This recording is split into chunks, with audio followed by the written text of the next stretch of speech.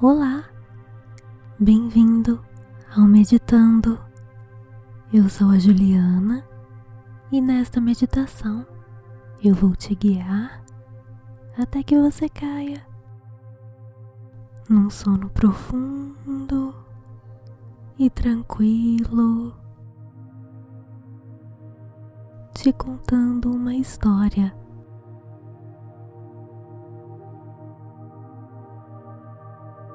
A história de hoje é mais uma do livro Shakespeare em Contos e é a conhecida história Sonho de uma Noite de Verão.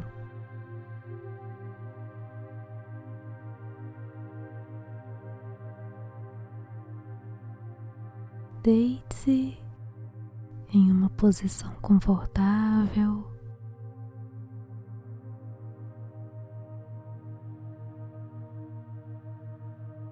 Você está aqui agora, neste exato momento, longe de qualquer perigo, qualquer problema. Está confortável, seguro e pronto para relaxar, para descansar e para dormir.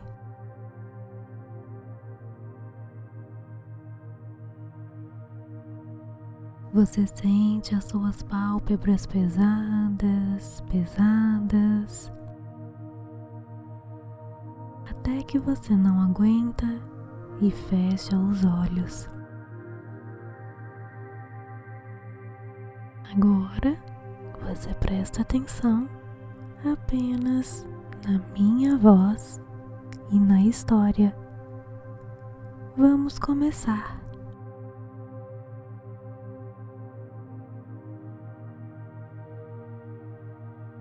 Na cidade de Atenas havia uma lei que conferia aos cidadãos o poder de obrigarem as filhas a casar com quem eles entendessem, pois se uma filha não quisesse desposar o homem que o pai houvesse escolhido para seu consorte, o pai tinha por lei o direito de mandar matá-la. Mas como de ordinário os pais não desejam a morte das filhas, mesmo quando estas se revelam um pouco rebeldes, a lei era dificilmente executada. Ou nunca o fora, apesar de não raro as moças da cidade serem ameaçadas pelos pais com o terrível castigo.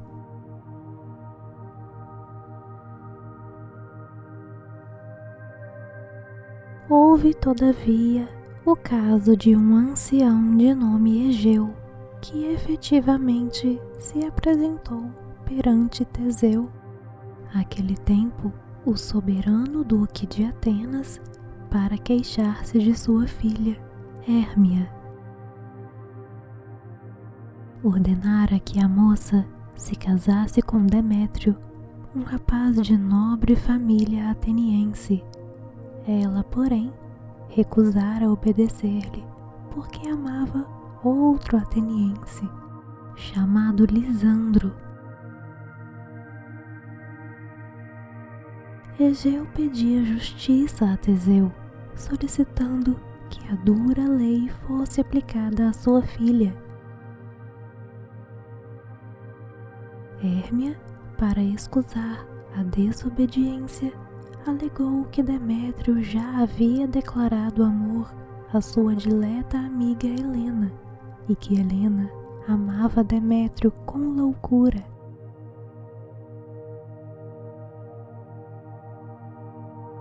Mas essa respeitável razão invocada por Hérmia para não obedecer à ordem do pai não bastou para mover o inflexível Egeu.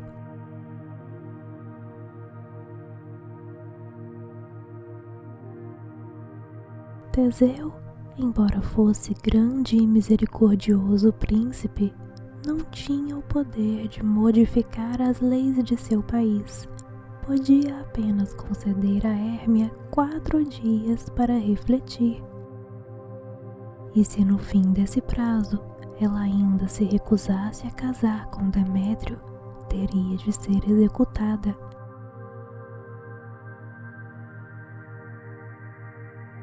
Quando Teseu permitiu a Hérmia que se retirasse, ela procurou o namorado Lisandro e narrou-lhe o perigo em que estava, pois ou desistiria dele e casaria com Demétrio, ou perderia a vida em 4 dias.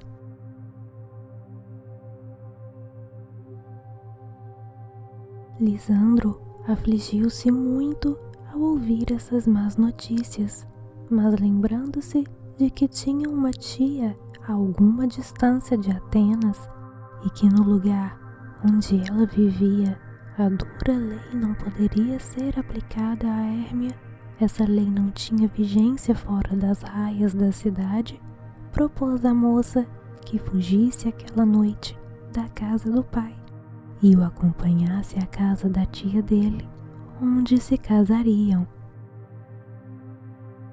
Eu te encontrarei, disse Lisandro, no bosque, a poucas milhas da cidade, no delicioso bosque onde tantas vezes passeamos com Helena no aprazível mês de maio. Hérmia concordou alegremente com a proposta e não disse a ninguém da planejada fuga, a não ser a amiga Helena.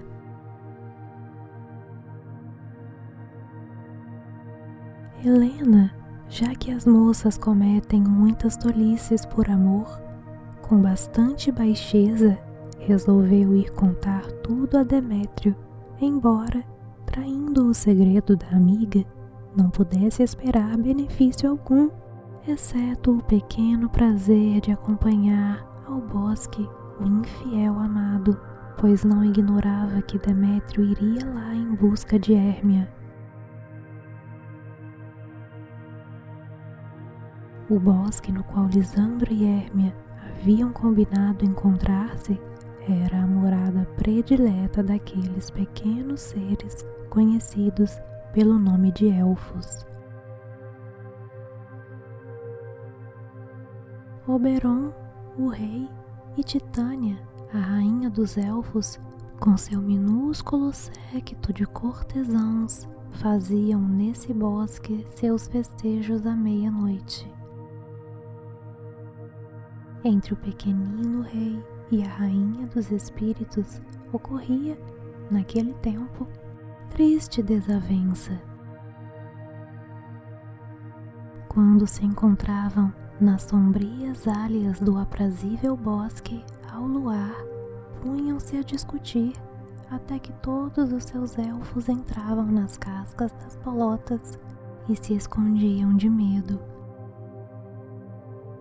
A causa dessa infeliz contenda era a recusa de Titânia de entregar a Oberon um menininho furtado, cuja mãe fora amiga de Titânia. Ao morrer, a rainha dos elfos roubou a criança da ama e levou-a para os bosques.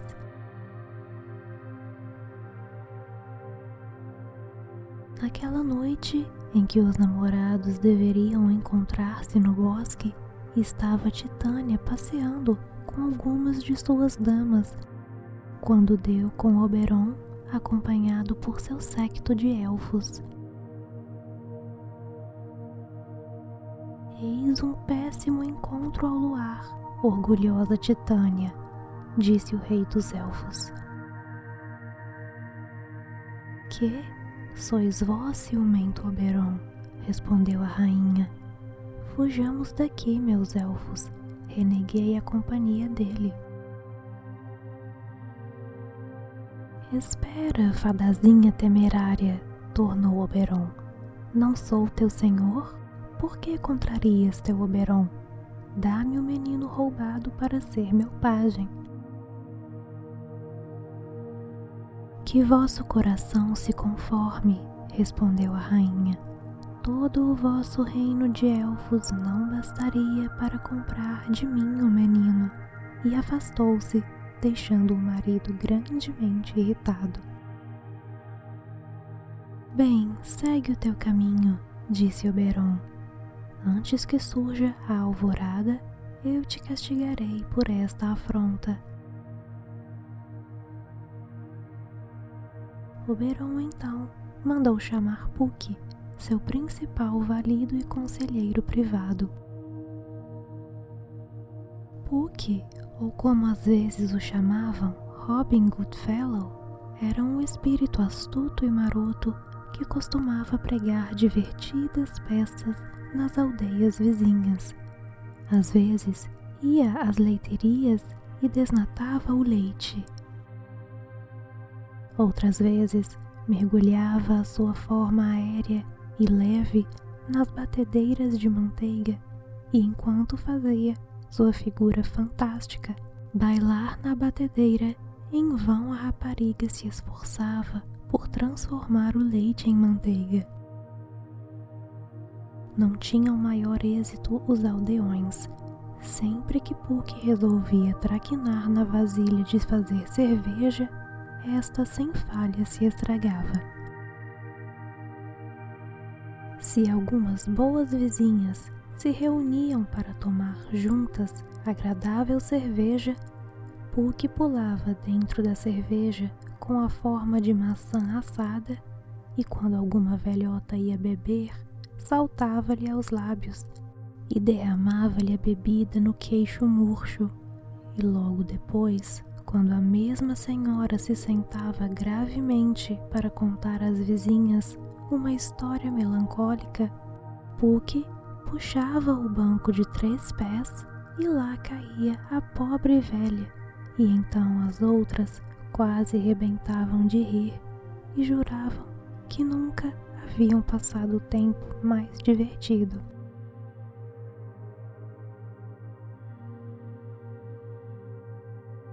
Vem cá, Puck, disse Oberon ao alegre espirituzinho noctívago.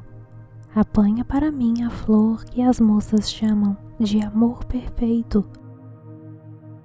O suco dessa florinha purpúrea, derramado nas pálpebras das pessoas adormecidas, fará que se apaixonem ao acordarem pela primeira criatura que virem.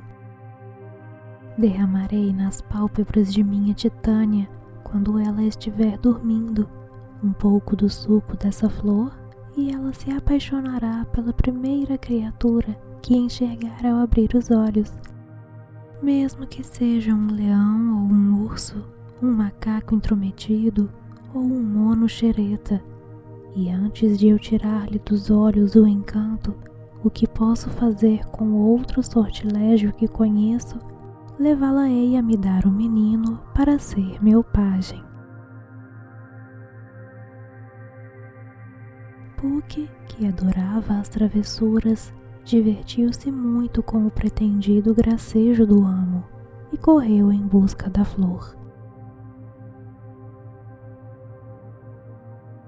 Oberon, enquanto esperava a volta de Puck, viu Demétrio e Helena entrarem no bosque. Ouviu o rapaz ralhar com a moça por está-lo seguindo, e depois de muitas palavras rudes de sua parte e de meigas exprobações de Helena, lembrando-o de seu antigo amor e das juras de fidelidade que lhe fizera, o moço a abandonou à mercê dos animais ferozes, assim disse. E ela pôs-se a correr atrás dele o mais velozmente que podia.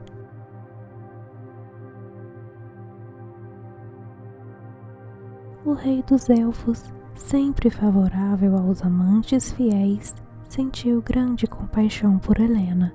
Talvez a tivesse visto, nos felizes tempos em que era amada por Demétrio, passear com o rapaz ao luar pelo aprazível bosque, como dissera Lisandro.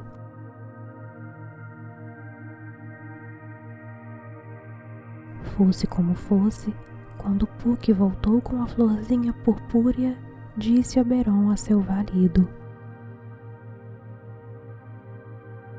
toma uma parte dessa flor, passou por aqui uma atraente moça de Atenas, apaixonada por um jovem que a desdenha. Se o encontrares dormindo, derrama-lhe nos olhos um pouco do suco de amor, mas faze-o quando ela estiver perto, de modo que a primeira coisa que ele vir quando acordar seja a moça desprezada.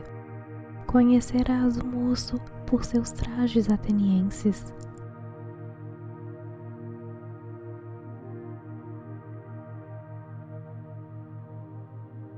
Puck prometeu desempenhar habilmente a missão, e então Oberon se dirigiu sem que Titânia o percebesse para o retiro onde ela se estava preparando para repousar.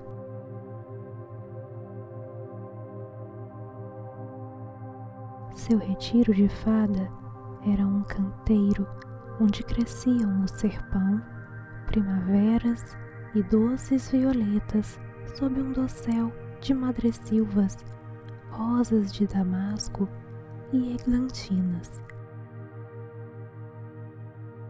Lá, Titânia sempre dormia parte da noite. Sua coberta era a esmaltada pele de uma serpente, a qual, embora pequena, bastava para envolver uma fadazinha.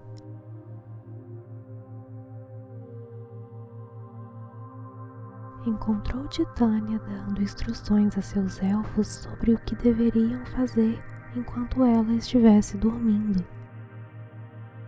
Alguns de vós, disse Sua Majestade, deveis exterminar pulgões nos botões das rosas de damasco. Outros guerreareis os morcegos para fazer com suas asas de couro casacos destinados aos meus pequenos elfos. Terceiros montareis guarda, a fim de que a barulhenta coruja que pia durante a noite não se aproxime de mim. Mas primeiro cantai para que eu durma. Eles então começaram a cantar esta canção. Vós, cobras mosqueadas de língua partida, ouriços caixeiros ficais por aí, lagartos e cobras de vidro, não molesteis, a nossa rainha, não vos acerqueis. Fazei-nos ouvir teu canto, ó rouxinol teu acalanto.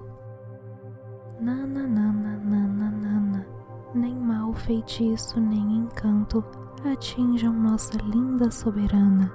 Boa noite, pois, e nana, nana.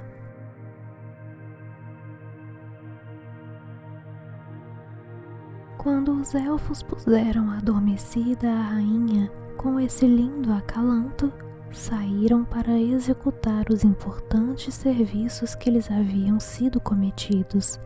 Oberon, então, se aproximou devagarinho de Titânia e pingou-lhe um pouco de suco de amor nas pálpebras, dizendo: Quando despertares, amarás quem primeiro contemplares.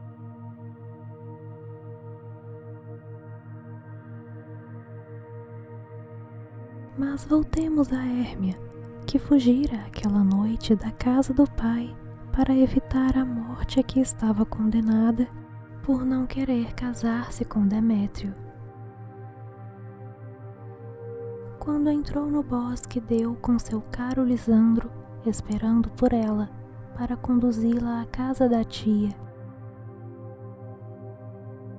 Mas antes de ter atingido a metade do bosque, Hérmia se mostrou tão fatigada que Lisandro, sempre desvelado para com essa querida moça, que provara sua afeição por ele arriscando a vida, persuadiu-a a repousar até amanhã no canteiro de fofo musgo e deitando-se ele também no chão a pouca distância. Em breve, ambos caíram profundamente adormecidos.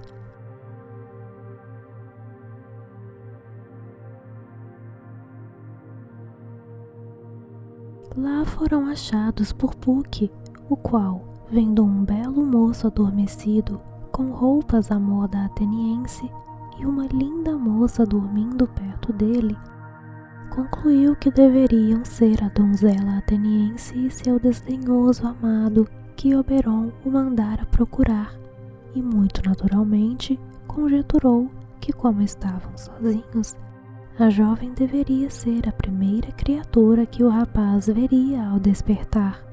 Portanto, sem mais cerimônias, derramou-lhe nos olhos um pouco do suco da florzinha purpúrea.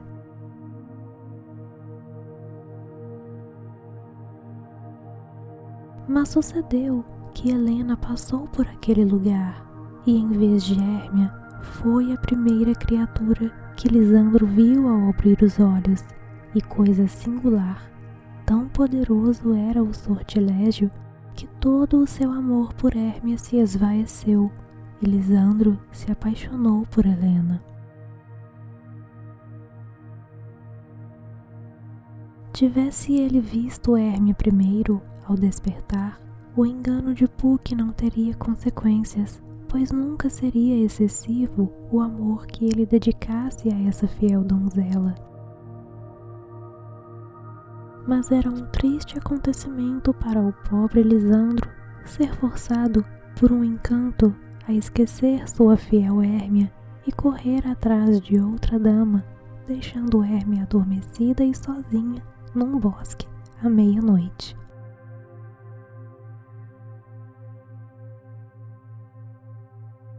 Assim ocorreu esse infortúnio. Helena, como já foi narrado, tentou manter-se a par com Demétrio quando este lhe fugiu desabridamente. Mas não pôde continuar por muito tempo essa corrida desigual, pois os homens são sempre melhores corredores do que as mulheres em competições de fundo. Helena logo deixou de ver Demétrio, e enquanto vagava por ali, deprimida e abandonada, chegou ao lugar onde Lisandro estava dormindo. "Ah!" exclamou ela, "este é Lisandro deitado no chão. Está morto ou dormindo?" E continuou tocando-o delicadamente. "Bom senhor, acordai, se é que estáis vivo." A isso Lisandro abriu os olhos, e começando o encanto a agir, imediatamente falou-lhe em termos de exagerado amor e admiração, dizendo-lhe que excedia a Hérmia em beleza tanto quanto uma pomba deixa longe um corvo, e que ele atravessaria uma fogueira por causa dela e muitos outros galanteios semelhantes. Helena, sabendo que Lisandro gostava de sua amiga Hérmia e que estava solenemente comprometido a casar-se com ela, ficou furiosa quando ouviu o rapaz falar-lhe daquele modo. Pensou, e isso não era desarrazoado, que Lisandro estivesse caçoando dela. "Oh!" exclamou, "por que nasci para ser objeto de mofa e escárnio por parte de todos? Já não basta, moço, já não basta que eu nunca obtenha um brando olhar ou uma palavra amável de Demétrio? E ainda fingis cortejar-me deste modo desdenhoso? Eu pensava, Lisandro, que fosseis um fidalgo de mais sincera cortesia." Dizendo essas palavras com grande raiva, ela saiu correndo e Lisandro a seguiu, esquecido de sua Hérmia que ainda estava adormecida.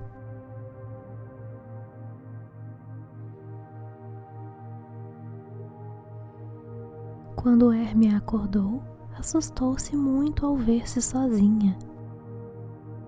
Começou a errar pelo bosque, não sabendo o que fora feito de Lisandro, nem que caminho seguir para achá-lo.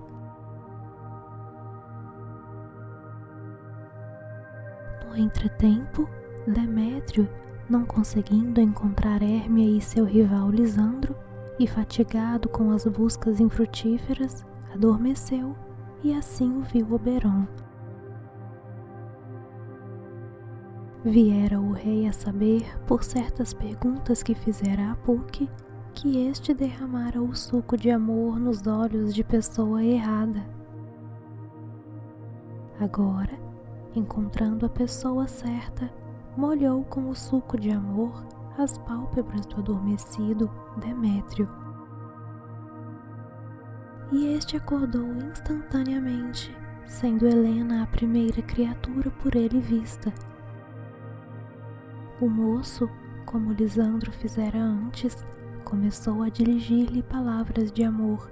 Exatamente nesse instante surgiu Lisandro, seguido por Hérmia, pois em virtude do infeliz engano de Puck, era agora a vez de Hérmia correr atrás de seu apaixonado.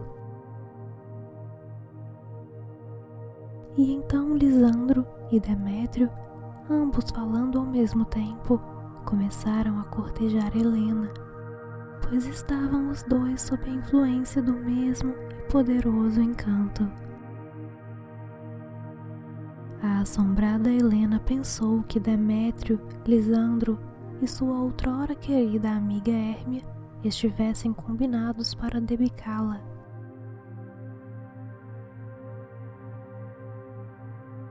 Hérmia estava tão surpresa quanto Helena. Não sabia por que Lisandro e Demétrio, que antes a amavam, se haviam apaixonado por Helena, e para Hérmia a história não pareceu brincadeira.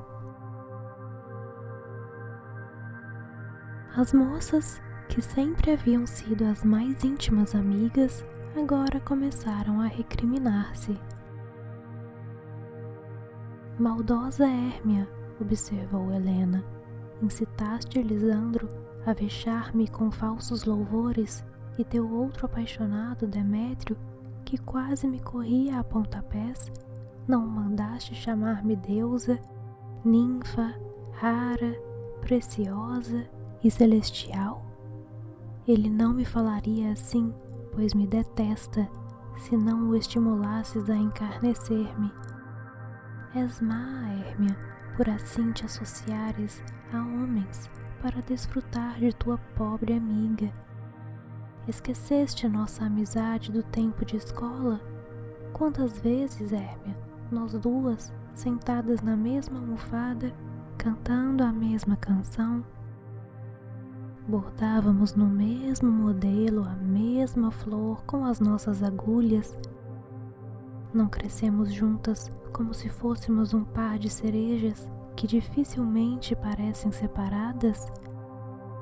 Hérmia, não é amistoso de tua parte, nem próprio de donzela, juntar-te a homens para galhofar de tua pobre amiga.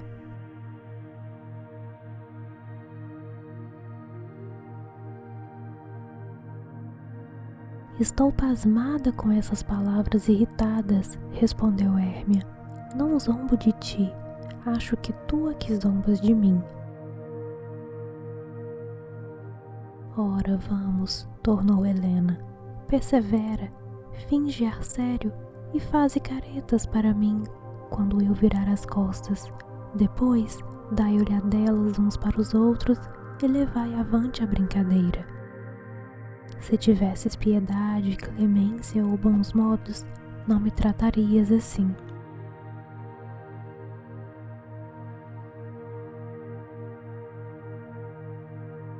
Enquanto Helena e Hérmia dirigiam essas palavras agastadas uma à outra, Demétrio e Lisandro as deixaram para ir lutar no bosque pelo amor de Helena.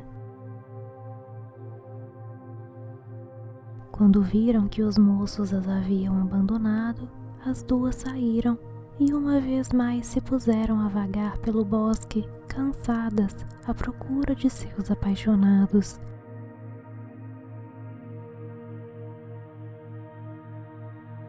Nem bem saíram, o rei dos elfos, que com o pequeno Puck lhes ficara ouvindo as discussões, disse a este: Eis o resultado de tua negligência, Puck, ou agiste de caso pensado? Acreditai-me, rei das sombras, respondeu Puck, foi um engano. Não me dissestes que eu reconheceria o rapaz por seus trajes atenienses? Não estou triste, porém, com o que aconteceu, a altercação das duas é muito divertida. Ouviste, tornou Oberon, que Demétrio e Lisandro foram procurar sítio conveniente para lutarem? Ordeno-te que faças cair espesso nevoeiro sobre a noite e extravies esses briguentos apaixonados no escuro, de modo que não mais se possam encontrar. Fala a cada um com a voz do outro e com mordazes insultos faze que te sigam pensando que ouvem a voz do rival. Age desse modo até que eles se cansem tanto que não possam prosseguir. Ao vires que estão dormindo, derrama o suco desta outra flor nos olhos de Lisandro. Este, quando acordar, esquecerá seu novo amor por Helena e voltará à sua velha paixão por Hérmia. E então as duas belas damas poderão ser cada qual feliz com o homem amado e julgarão que tudo o que ocorreu foi um sonho desagradável. Mãos à obra depressa, Puck. Quanto a mim, vou ver que amor minha Titânia encontrou.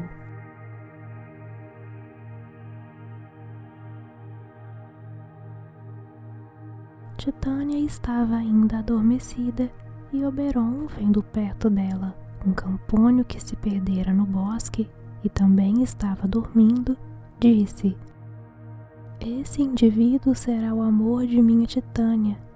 Colocando uma cabeça de asno por sobre a do campônio, ajustou-se-lhe ela tão bem como se lhe tivesse crescido nos ombros. Apesar de Oberon assentar a cabeça de burro muito suavemente, o campônio despertou e, erguendo-se sem perceber o que Oberon lhe fizera, caminhou para o carramanchão, onde a rainha das fadas estava adormecida.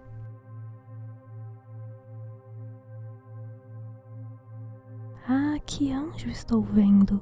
Exclamou Titânia ao abrir os olhos, pois começava a fazer efeito o suco da florzinha purpúrea. Sois tão sábio quanto belo? Ora, dona, respondeu o tolo Campônio, se eu tiver sabedoria bastante para achar o caminho e sair do bosque, bastará para o que pretendo. Não queiras sair do bosque, disse a rainha enamorada. Não sou um espírito comum. Amo-te, fica comigo e darei elfos para servir-te. E chamou 4 de seus elfos cujos nomes eram Flor de Ervilha, Teia de Aranha, Falena e Grão de Mostarda.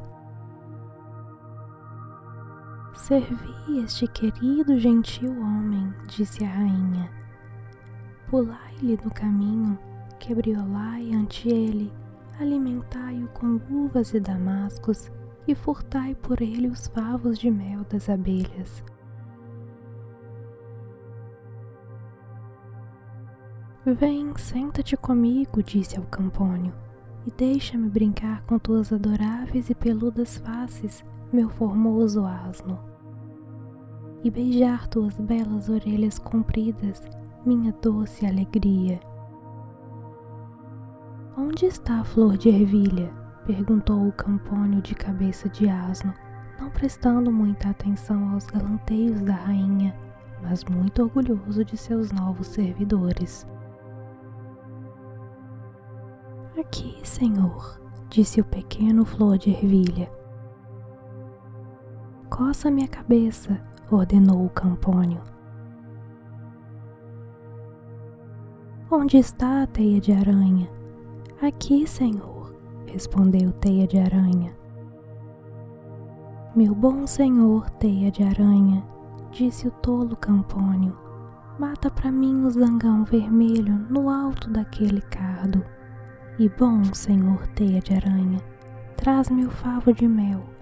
Não te arranhes muito fazendo isso, senhor Teia de Aranha. E cuidado para não se partir o favo, eu ficaria triste de ver-te escorrendo o mel. Onde está grão de mostarda? Aqui, Senhor, respondeu o grão de mostarda. Que desejais? Nada, meu bom senhor, grão de mostarda, respondeu o Campônio. Além de ajudares o senhor flor de ervilha a coçar-me, preciso ir a um barbeiro, senhor grão de mostarda, pois parece-me que estou surpreendentemente peludo no rosto. Meu doce amor, perguntou a rainha, que queres comer? Mandarei um elfo aventuroso vasculhar o celeiro do esquilo e trazer-te algumas nozes novas. Eu preferia um punhado de ervilhas secas, respondeu o Campônio, que com a cabeça de burro adquirira um apetite de burro. Mas peço-te, não deixes nenhum de teus súditos incomodar-me, pois estou querendo dormir. Dorme então, disse a rainha, que te cingirei em meus braços. Como te amo, como estou caída por ti.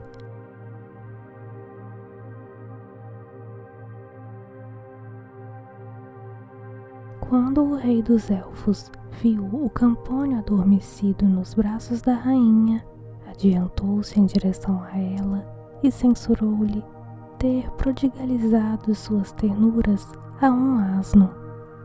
Ela não pôde negar o fato, pois o Campônio estava dormindo em seus braços, com a cabeça de asno coroada de flores por ela.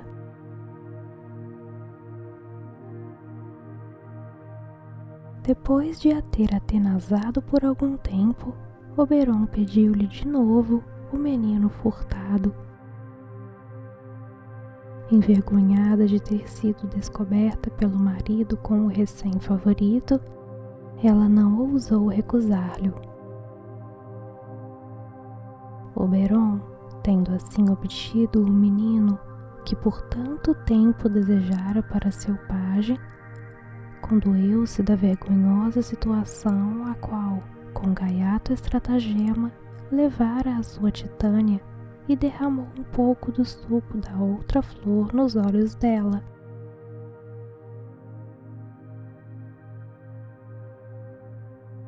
A rainha dos elfos imediatamente recobrou o tino e ficou intrigada com seu recente desvario, dizendo como agora lhe repugnava a vista daquele monstro singular.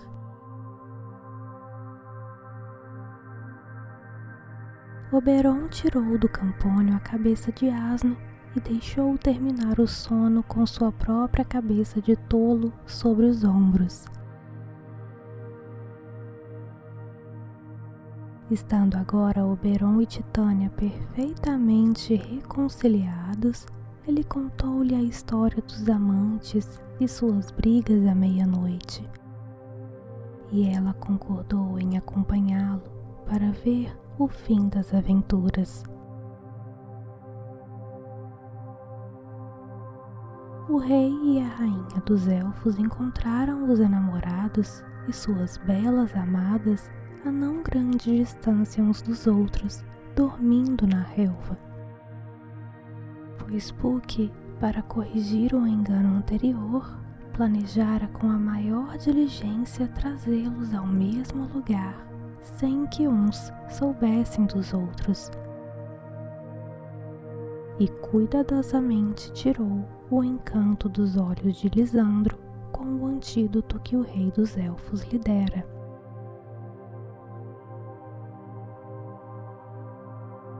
Hérmia acordou antes e, vendo o seu perdido Lisandro adormecido tão próximo dela, ficou olhando-o e meditando em sua estranha inconstância.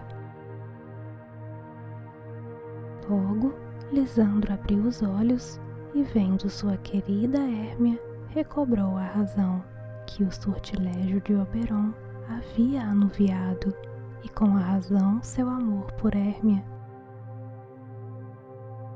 E começaram a discorrer sobre as aventuras da noite, duvidando de que tivessem realmente acontecido e admitindo que ambos houvessem sonhado o mesmo sonho desconcertante.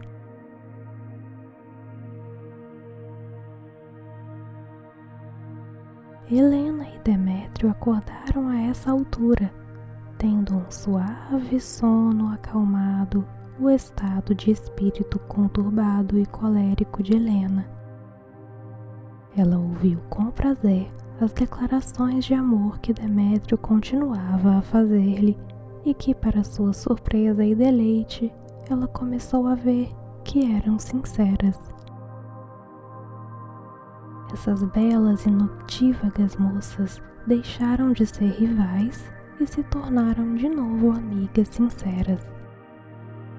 Perdoaram-se as palavras descorteses e serenamente trocaram ideias sobre o que de melhor podiam fazer naquela situação. Logo concordaram em que, tendo deixado de ser pretendente de Hérmia, Demétrio tentaria convencer o pai dela a revogar a cruel sentença de morte que pronunciara contra a filha. Demétrio se estava preparando para voltar a Atenas com esse amistoso objetivo quando foram surpreendidos com a presença de Egeu, o pai de Hérmia, que viera ao bosque em procura da filha fugida. Quando Egeu viu que Demétrio já não queria casar com sua filha, deixou de opor-se ao seu enlace com Lisandro e consentiu que se consorciassem no quarto dia a partir daquele, data anteriormente fixada para a morte de Hérmia.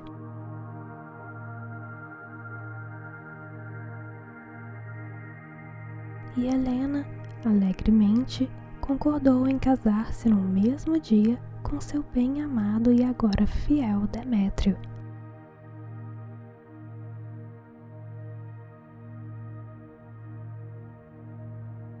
O rei e a rainha dos elfos, que invisíveis assistiam à reconciliação e viam agora o feliz final da história de amor, obtido com a bem-sucedida intervenção de Oberon, ficaram tão contentes que bondosos espíritos resolveram celebrar as próximas núpcias com divertimentos e festas por todo o reino dos elfos. E agora, se alguém se aborreceu com esta história de fadas e de suas travessuras, julgando-a incrível e estranha, tem de apenas fazer de conta que esteve dormindo e sonhando, e que todas estas aventuras foram vistas em sonho. E espero que nenhum dos meus leitores seja tão desarrazoado que se aborreça com um lindo e inofensivo sonho de uma noite de verão.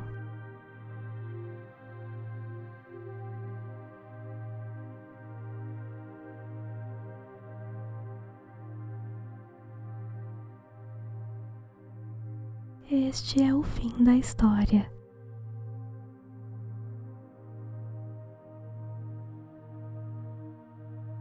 Agora, você permite que enquanto você dorme profundamente, este sono te cure.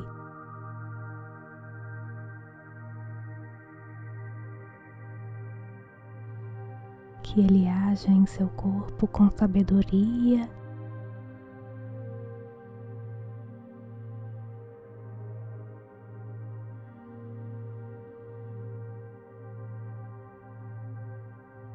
e então você dorme tranquilo,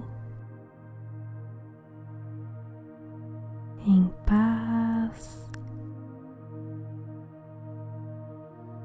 Nada te impede de descansar neste momento.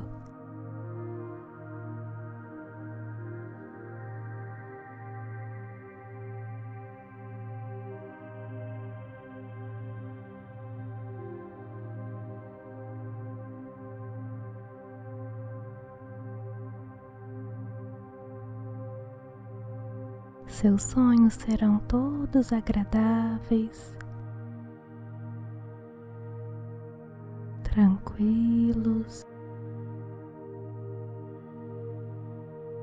bonitos.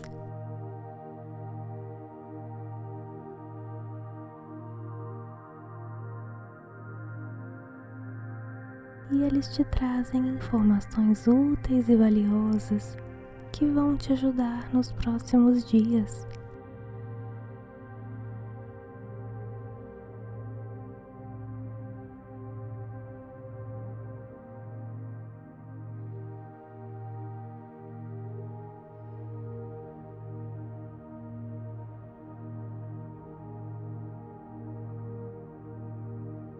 Tenha bons sonhos,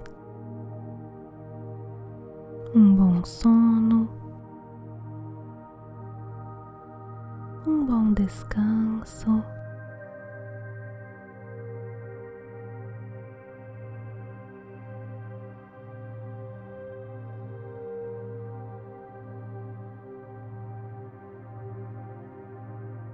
Durma em paz, envolto a muito amor,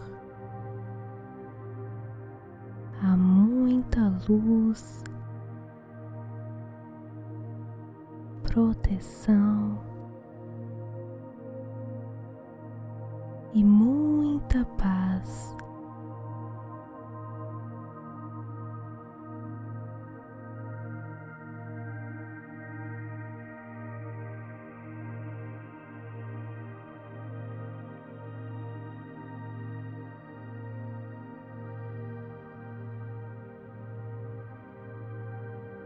Bons sonhos.